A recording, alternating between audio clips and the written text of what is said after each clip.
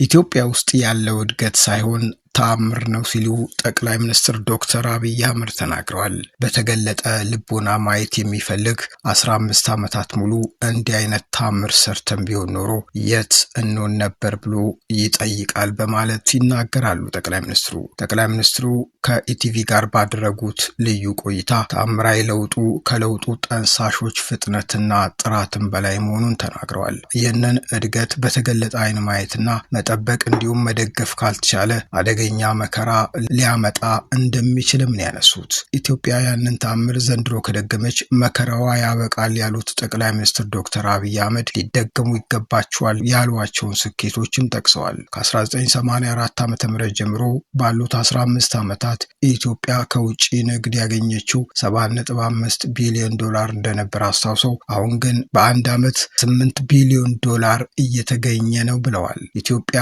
ከቡና በ15 ዓመታት $3.5 ቢሊዮን አግኝታ ዘንድሮ ግን በአንድ ዓመት $2.5 ቢሊዮን ማግኘቷን ጠቅላይ ሚኒስትሩ ይጠቅሳሉ። ሀገሪቱ ዘንድሮ ከወርቅ የውጭ ንግድ ያስገኘችው $3.2 ቢሊዮን ለ15 ዓመታት ወርቅ ኤክስፖርት አድርጋ ካገኘችው በ6 እጥፍ እንደሚበልጥ ነው ጠቅላይ ሚኒስትሩ የጠቀሱት። በተገለጠ ልቦና ማየት የሚፈልግ 15 ዓመታት ሙሉ እንዲህ አይነት ታምር ሰርተን ቢሆን ኖሮ ዛሬ የት እንሆን ነበር ብሎ ይጠይቃል ያሉት ጠቅላይ ሚኒስትር አብይ የተገኘውን ስኬት ለቀጣዮቹ 5 እና 10 ዓመታት ከደገምነው ትልቅ ለውጥ ያመጣል ብለዋል። ልክ እንደ ዘንድሮ 4-5 ዓመታትን ከደገመች ኢትዮጵያ መከራዋ በቃ። ዘንድሮን መድገም ግን የጋራ ራዕይ፣ የጋራ ጥረት፣ የጋራ ስራ መሆን አለበት ሲሉም አሳስበዋል። አያይዘውም ጠቅላይ ሚኒስትር ዶክተር አብይ አህመድ የአብዛኞቹ ሐኪሞች ጥያቄ ተገቢ ነው፣ ጥያቄውም በስክነትና በምክክር መፍታት ይገባል ሲሉ ተናግረዋል። በማብራሪያቸውም አብዛኛው ሐኪም ያነሳው ጥያቄ ተገቢነት እንዳለው ገልጸው ጥያቄው በመምህራን በሚዲያና ሌሎችም የሥራ ዘርፎች የተሰማሩ ሁሉ የሚያነሱት መሆኑንም ተናግረዋል።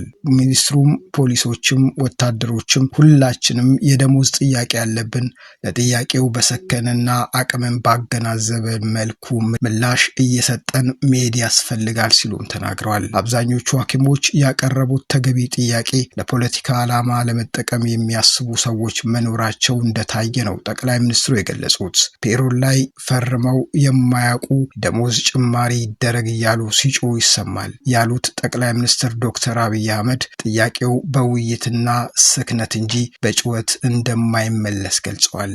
በጩኸት ከሆነ የጀመርናትን ጭላንጭል እናጠፋታለን እንጂ ውጤት አናመጣም ሲሉ ጠቅላይ ሚኒስትሩ ገልጸዋል። በጋራ ሆነን ሀገርን በማይጎዳ መንገድ መፍትሄ እያበጀን ኢኮኖሚው እያደገ ግሽበቱ የሚቀንስበትን መንገድ እንከተላለንም በማለት ጠቅላይ ሚኒስትር ዶክተር አብይ አህመድ ገልጸዋል።